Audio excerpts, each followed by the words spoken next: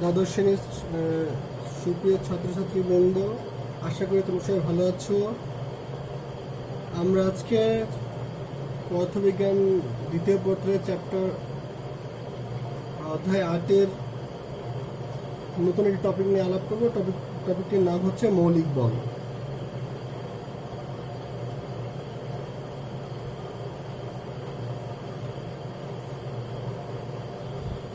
আচ্ছা, এইটি সম্বন্ধে তোমরা 9-10-এ অর্থাৎ অধ্যায় 3 বলে তোমরা মোটামুটি জানতে পেরেছিলে নামগুলো। তাই আজ আমি আর বিস্তারিত না গিয়ে যদি তোমাদেরকে একবার মনে করিয়ে দিব কি ছিল। প্রথমে ছিল মহাকর্ষ বল।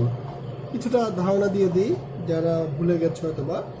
মহাকর্ষ বলের সংজ্ঞাতে বলা যেতে পারে মহাবিশ্বের প্রতিটি বস্তুকণা একে অপরকে নিজের দিকে আকর্ষণ করে। এই আকর্ষণ বলের নামই মহাকর্ষ বল।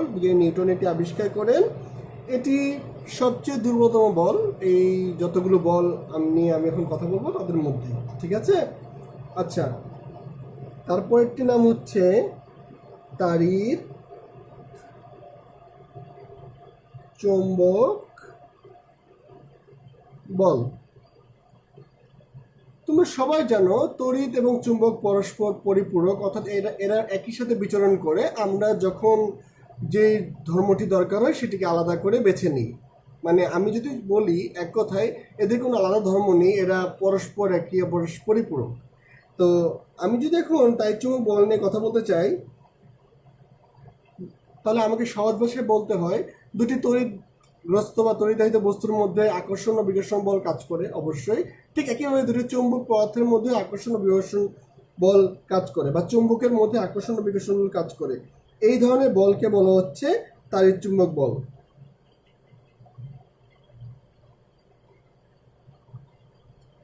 আমি যদি আরেকটু আমি যদি এখন বিজ্ঞানের ভাষায় বলি বা আমি বাই বুক কথা বলার চেষ্টা করি, তাহলে আমি বলতে হবে গতিশীল চার্জগুলোর মধ্যে অতিরিক্ত তড়িৎ বলই হচ্ছে চুম্বক বল। অর্থাৎ গতিশীল চার্জগুলো গতিশীল হলে তার মধ্যে চুম্বক বল তৈরি হয়, আর চুম্বক বলের জন্য তড়িৎ প্রবাহের সৃষ্টি হয়। সো দুইটা একটার সাথে মিলিত এবং জড়িত বলে এদেরকে একসাথে বলা হয় তড়িৎ চুম্বক বল। ফোটন নামক এক প্রকার মৌলিক কণিকা বিনিময়ের ফলে এ বলে উদ্ভব হয়। মহাকর্ষ বলের তুলনায় এটি অনেক বেশি সবল, তবুও সার্বিক বিবেচনায় এটি মাঝারি আকারের বল।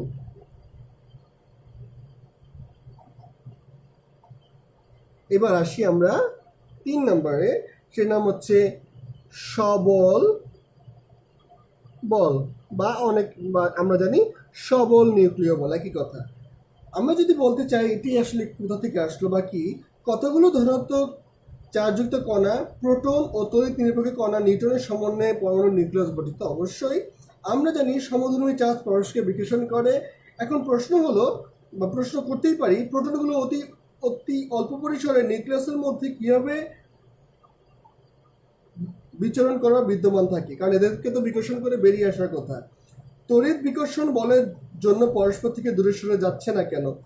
নিশ্চয়ই এখন আমরা আরেকটি আকর্ষণ বল নিউট্রন ও প্রোটনের কণার মধ্যে ক্রিয়াশীল আছে, যা তড়িৎ বিকর্ষণ বলের তুলনায় অনেক অনেক বেশি। এ বলকে পরাভূত করে প্রোটন ও নিউট্রন কণাগুলোকে একীভূত করে রাখে। এই শক্তিশালী আকর্ষণ বলকে বলা হয় সবল বল। সুতরাং বলা যায় যে আকর্ষণ বল প্রোটন ও নিউট্রন তথা নিউক্লিয়াস কণা ও নিউক্লিয়নগুলোকে একত্রিত করে নিউক্লিয়াস গঠন করে রাখে তাকে সবল বল বলা হয়। এর পাল্লা 10⁻⁻15 মিটার।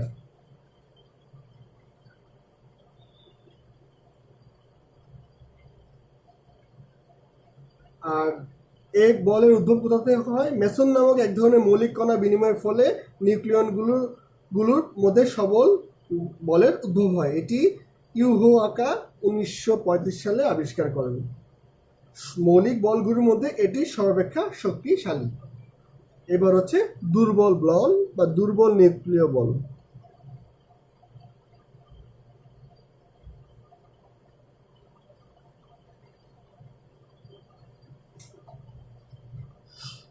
সবল নিউক্লিয় বল বা সবল বল নিউক্লিয়নগুলোকে ধরে রাখতে পারে বা নিউক্লিয়াস গঠন করে, কিন্তু কোনো নিউক্লিয়াসে প্রোটন ও নিউট্রনের অনুপাত এর স্থায়িত্বের জন্য যথাযথ না হলে একটি নিউট্রন ভেঙে একটি প্রোটন ও একটি ইলেকট্রনে পরিণত হয়। এই ইলেকট্রনটি বিটা কণা বলা হয়, এই কণা বিটা ক্ষয় বলা হয়।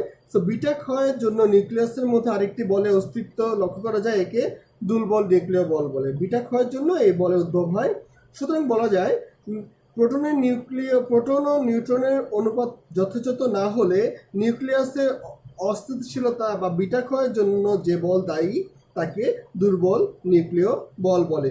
ডাব্লিউ ও জেড বোসন বিনিময়ের ফলে এ বলের উদ্ভব হয়। মনে রাখবে কোন বলের উদ্ভব কি কারণে ঘটে, এটি অবজেক্টিভে আসার মতো প্রশ্ন। এর পাল্লা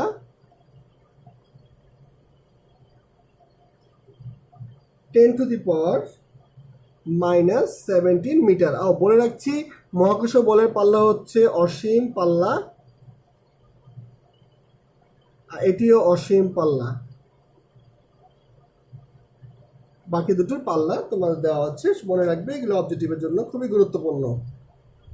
আর সব কিছু মিলিয়ে একটা ওভারঅল ধারণা তোমার বইয়ে সারণীতে তুলে দেওয়া আছে। আশা করি সারণীটি পড়বে এবং তোমরা এগুলোকে মেমোরিয়ালে মুখস্থ করার চেষ্টা করবে। তারপরে যদি কোনো সমস্যা হয় অবশ্যই আমার সাথে যোগাযোগ করবে। এবার আসছি আমরা মৌলিক বলসমূহের একীভূতকরণ।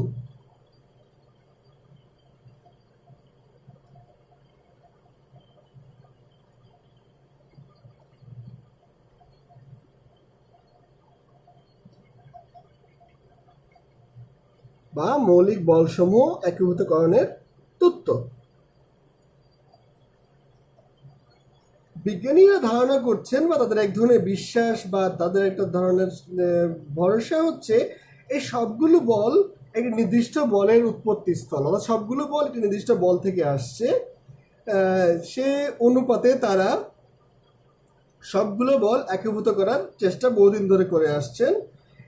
বিজ্ঞানী নিউটনের এই আবিষ্কারের ফলে তিনি যে আবিষ্কার করেন যে মহাকর্ষ বল বা ভূমধ্যাকর্ষণ বল,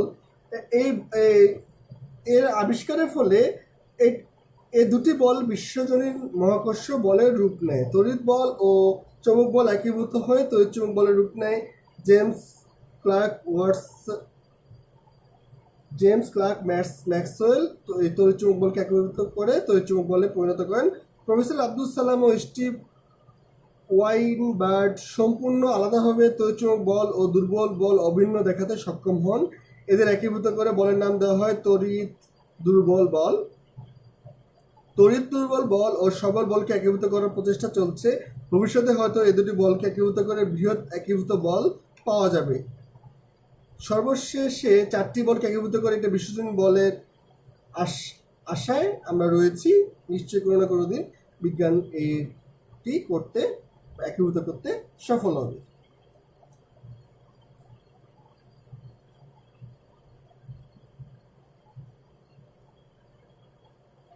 এবার আমরা আসছি পরবর্তী অংশে, পরবর্তী টপিকে। এখান থেকে আমরা আধুনিক পদার্থবিজ্ঞানে ঢুকে গেলাম। এর আগের অংশ ছিল আধুনিকতা, আর এটি হচ্ছে আধুনিক পদার্থবিজ্ঞানের ধারাবাহিকতা, তাপ বিকিরণ।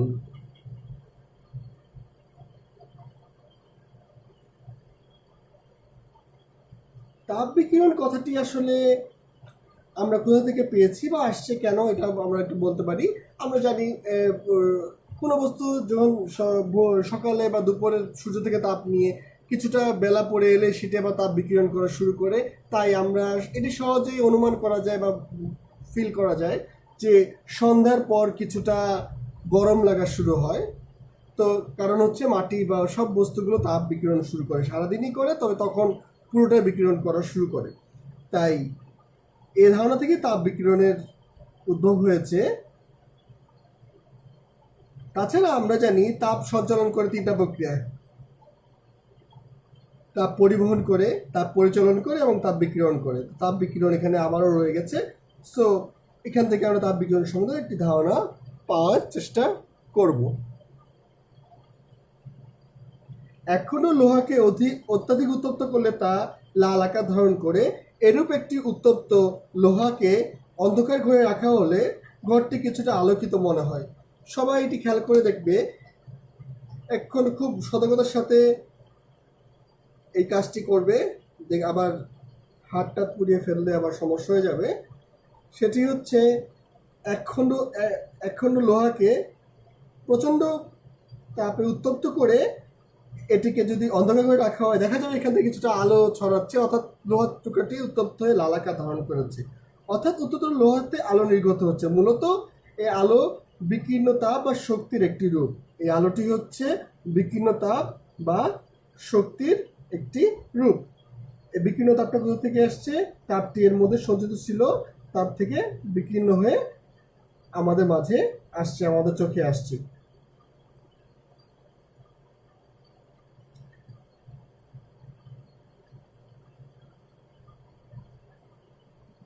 তাহলে তোমরা এখান থেকে একটি ধারণা পেয়ে গেলে বিকীর্ণ তাপ কীভাবে হয় বা কীভাবে এটি আসে। আচ্ছা, তারপর আমরা আরেকটু যেটা জানার চেষ্টা করব সেটা হচ্ছে মূলত এই বিকীর্ণ তাপ শক্তির একটি রূপ।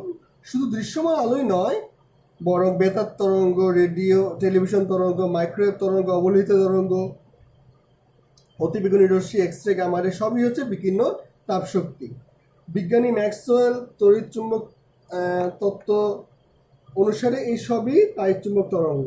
এদের মধ্যে পার্থক্য শুধু তরঙ্গ দৈর্ঘ্যের।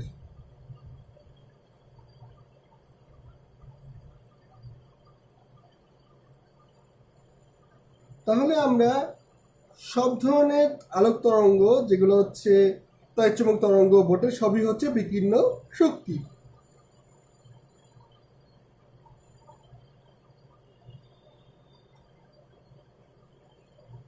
গামা রশ্মির তরঙ্গ দৈর্ঘ্য সবচেয়ে কম। আমরা জানি গামা রশ্মির ভেদনযোগ্যতা সবচেয়ে বেশি। গামা রশ্মির তরঙ্গ দৈর্ঘ্য সবচেয়ে কম, 10⁻⁻14 মিটার ক্রমের। এরপর এক্স রে, অতিবেগুনি রশ্মি, দৃশ্যমান আলো, অবলোহিত রশ্মি, মাইক্রোওয়েভ তরঙ্গ, বেতার তরঙ্গ ইত্যাদি তরঙ্গ দৈর্ঘ্য পর্যায়ক্রমে বৃদ্ধি পায়। বেতার তরঙ্গের থেকে বড় তরঙ্গ দৈর্ঘ্যের তড়িৎচুম্বক বিকিরণ আছে যা আমাদের তরঙ্গ দৈর্ঘ্য এত ক্রমের, 10⁻7 মিটার ক্রমের। বিকীর্ণ তাপ শক্তি যখন কোনো বস্তু শোষণ করে তখন বস্তু উত্তপ্ত হয়। সকল বস্তু থেকে সব তাপ কম বেশি বিকীর্ণ হয় এবং পরিপার্শ্ব থেকে নিঃসৃত বিকিরণ বস্তুর উপর আপতিত হলে কম বেশি শোষণও হয়। বস্তু পরিপার্শ্ব থেকে উত্তপ্ত হলে বস্তু কর্তৃক শোষণ অপেক্ষা বিকীর্ণ তাপ বেশি হলে ফলে ধীরে ধীরে এটি ঠান্ডা হতে শুরু করে এবং বিকিরণের পরিমাণও কমতে থাকে। বিকিরণের পরিমাণ কমতে কমতে একসময় শোষণ ও বিকিরণের পরিমাণ সমান হয়ে যায়, তখন সে আর ঠান্ডা হয় না।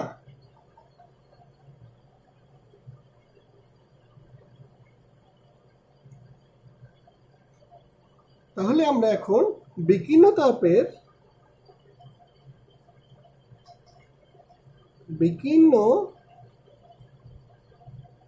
তাপের বৈশিষ্ট্য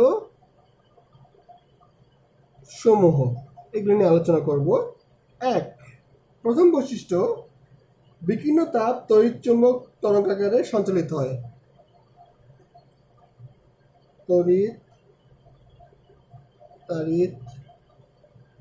চুম্বক তরঙ্গাকারে সঞ্চালিত হয়। 2, বিকীর্ণ তাপ সঞ্চালনের জন্য কোনো মাধ্যমের প্রয়োজন হয় না। কোনো মাধ্যমের প্রয়োজন হয় না। বিকীর্ণ তাপ সরল রেখায় চলে। 3, সরল রেখায় চলে। 4,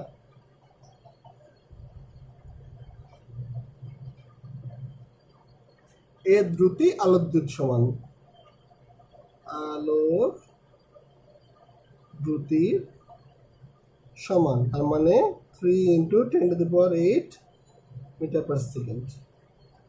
আচ্ছা 5,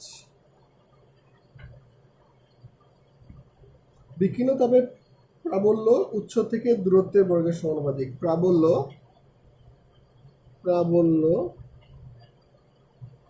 উৎস থেকে দূরত্বের ব্যস্তানুপাতিক।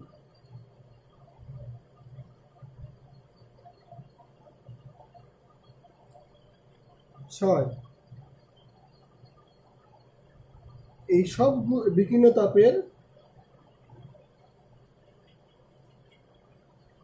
প্রতিফলন, প্রতিসরণ, ব্যতিচার, অপবর্তন ও সমবর্তন ঘটে। আচ্ছা, যেহেতু আমরা বিকিরণ ও বিকিরণ তাপ নিয়ে আলোচনা করছি, তাই আমরা আজকে কৃষ্ণ বস্তুর বিকিরণ নিয়ে আলোচনা করব।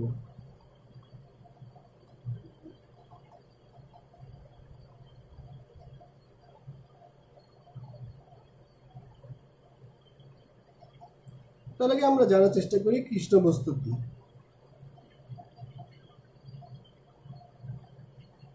কৃষ্ণ মানে কালো, সো বস্তুটি কালো বোঝাই যাচ্ছে। তাহলে কৃষ্ণ বস্তুর সংজ্ঞা আমরা দিতে পারি যে বস্তু সম্পূর্ণপেক্ষা তাপ শোষণ করে বা পুরোপুরি তাপকে শোষণ করে নেয় তাদেরকে কৃষ্ণ বস্তু বলা হয়। আর কৃষ্ণ বস্তু নাম দেওয়ার কারণ হচ্ছে যেসব বস্তু তাপ বেশি শোষণ করে তাদের কালার বা রং সাধারণত কালোই হয়, কারণ কালো সবচেয়ে বেশি তাপ শোষণ করে। এ ধরনের বস্তুকে আদর্শ কৃষ্ণ বস্তু বলা হয়, যারা পুরোটাই শোষণ করে নেয়। আর কৃষ্ণ বস্তু বিকিরণের থেকে যে বিকিরণ সংঘটিত তাকে কৃষ্ণ বস্তু বিকিরণ বা ব্ল্যাক বডি রেডিয়েশন বলা হয়। আদর্শ কৃষ্ণ বস্তুকে উত্তপ্ত করা হলে সকল তরঙ্গ দৈর্ঘ্যের বিকিরণ নির্গত হয়।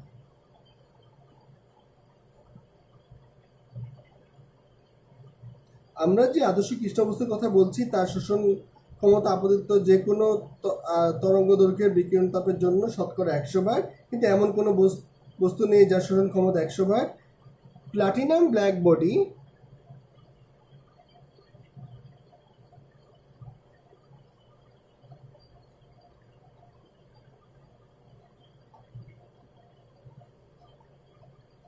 ব্ল্যাক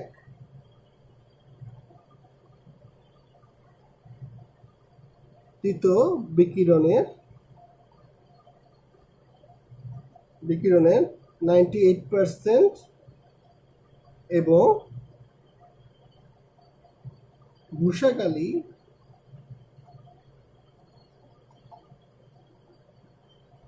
96% শোষণ করে।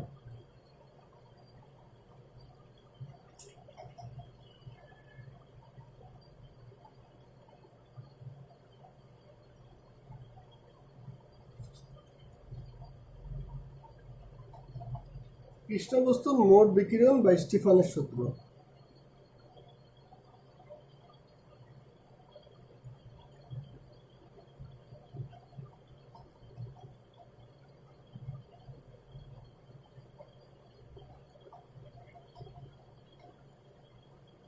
স্টেফানের সূত্র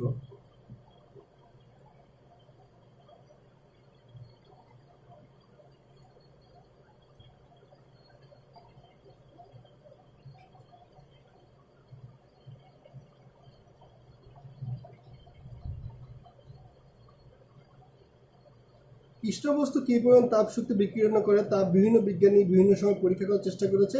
এসব পরীক্ষার ফলাফলের ভিত্তিতে 1879 সালে অস্ট্রিয়ার পদার্থবিজ্ঞানী জোসেফ স্টেফান কৃষ্ণ বস্তুর বিকিরণ প্রসঙ্গে একটি সূত্র প্রদান করেন। এই সূত্রকে স্টিফানের সূত্র বলা হয়।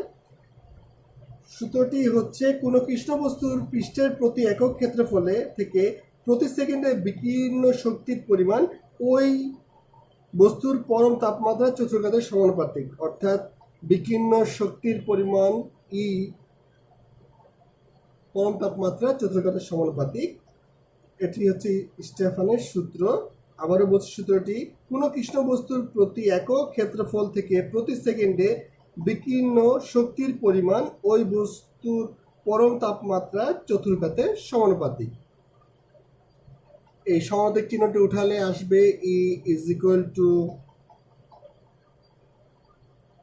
Sigma T4। সিগমাকে স্টেফানের ধ্রুবক বলা হয়। স্টেফানের ধ্রুবক, যার মান 5.7 into 10 to the power -8 watt per meter square per Kelvin।